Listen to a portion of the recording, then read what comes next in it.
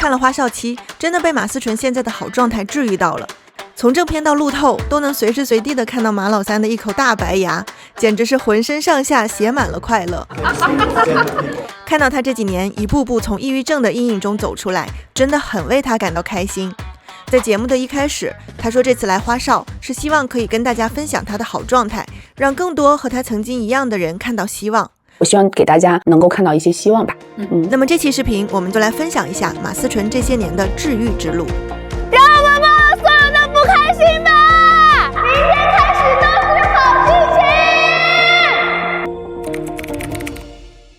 在2020年录制真人秀《看我的生活》期间，马思纯的心理问题首次出现在公众视野。焦虑症。节目中，他出现了严重的躯体化症状，身体僵硬，行动艰难。情绪最疯狂会怎样？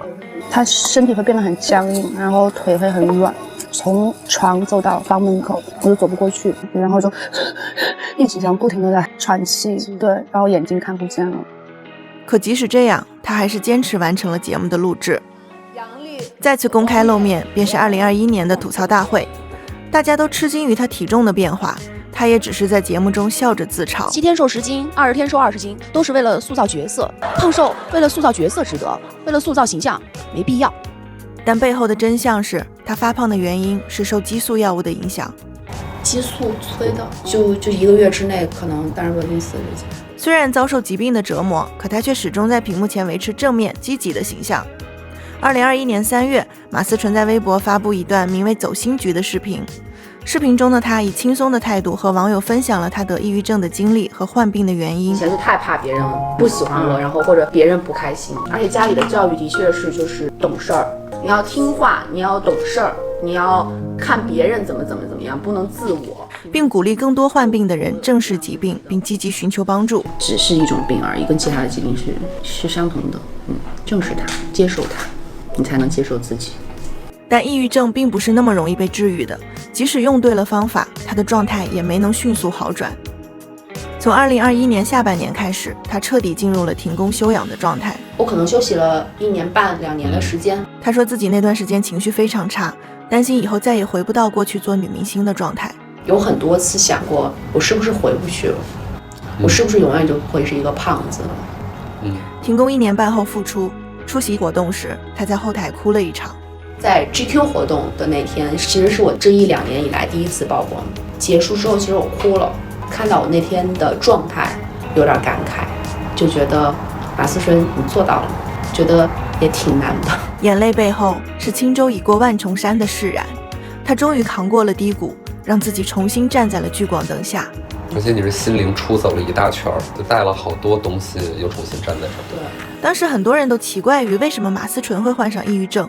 他有着优越的家庭条件，事业也一直顺风顺水，似乎生活中没有什么不顺心。但如果深扒他的经历，就会发现一切其实都有迹可循。马思纯的家庭背景在内娱可谓是得天独厚，小姨是著名演员蒋雯丽，赶明我也学杨九红，加个凉席到万小居家门口，坐他个3天3夜。姨父是名导顾长卫，他12岁就在大宅门中客串出演了蒋雯丽小时候。我找你了，哥，我找你了。20岁就做了电视剧女主角，正式出道，还真有点紧张。此后还主演了多部影视作品。他本人也是很争气，2015年凭借《左耳》中黎巴拉一角迅速蹿红，提名了金马奖最佳女配角。那你很快也会很有名的，因为你在泡一个很有名的妞儿。随后的2016年，又和周冬雨一起凭借《七月与安生》获得了金马奖最佳女主角。还有一位马思纯。这样的人生看上去确实是一帆风顺，可背后却有着我们看不到的另一面。左耳上映之初，马思纯受到的争议最大，因为她的形象不符合书粉对黎巴拉的想象，一度被质疑靠关系获得角色。我当时觉得马思纯演黎巴拉的时候，90%的人甚至95%都在反对我，就说她不是黎巴拉，可是她跟我那个脑子里那个形象就是重合的啊，所以我就非常坚定。其实到很多年后，大家发现她就是黎巴拉。在《七月与安生》的领奖台上，她被周冬雨当面内涵关系户。我们家没有一个人是做电影的，我觉得特别光宗耀祖，真的。马思纯却也只是在台上尴尬微笑，她似乎总是特别能包容别人对她的调侃。采访时被周冬雨嘲笑胖，马思纯因为之前有点偏胖，大家也知道，所以她有2条，甚至微信里给她的备注都是壮肥宽，可她仍然和对方做好闺蜜。在恋爱关系中也是一样，欧豪在采访时当众说她胖得惨不忍睹，我们用4个字：惨不忍睹。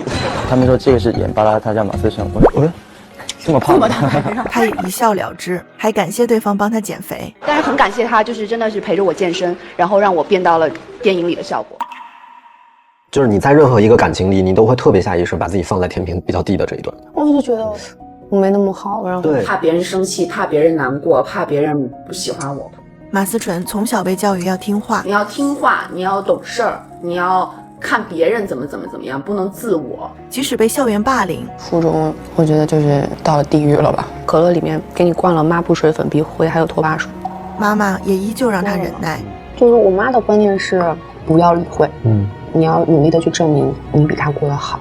这样的成长经历把他塑造成了一个习惯压抑、不敢表达的人。上高速公路的时候不敢上厕所，对，我怕司机是麻烦，我就憋着。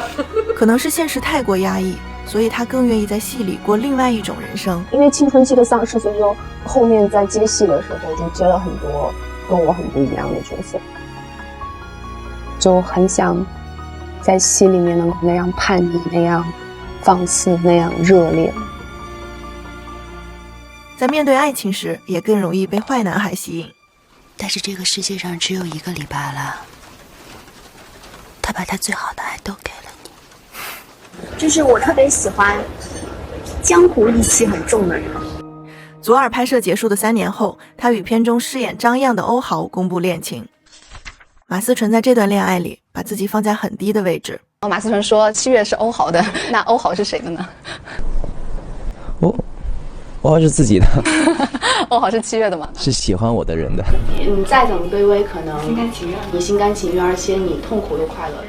可最终这段恋情却无疾而终，这无疑给他带来了巨大的伤害。不是相爱的人就能在一起，很多人只能痛苦不能共感。马思纯，你谈过恋爱吗？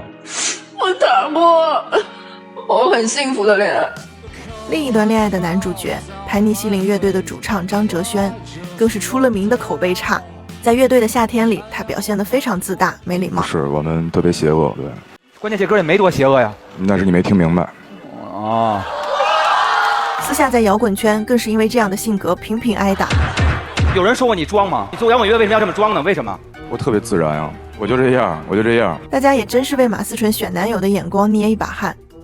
可在他自己的叙述里，张哲轩是那个照亮他生活的小太阳。他真的像一个太阳一样把我照亮，而且他会让我更爱我自己。明星的私生活我们不得而知，但只要对他的病情有帮助，我们就祝福吧。希望马思纯在经历了低到尘埃里的爱情之后，真的已经有所觉悟，学会了先爱自己。这次看到马思纯在花少期的好状态，真心为她的改变感到惊喜。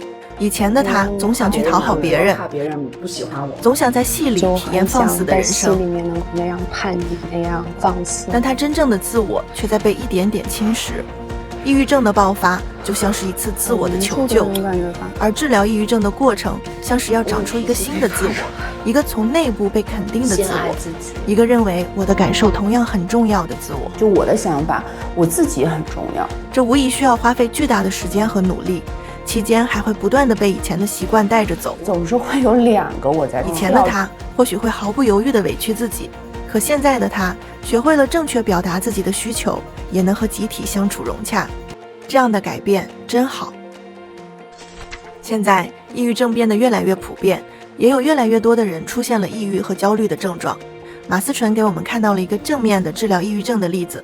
他在生病后没有陷入指责和埋怨，而是积极配合治疗，看医生吃药。这是很典型的积极心态，不会指责外界做错了什么，而是专注于我自己可以做什么。正是这样积极的态度，才帮助他逐步走出了抑郁的阴影，长出了更强大的自己，与曾经的自己牵手同行。Morning。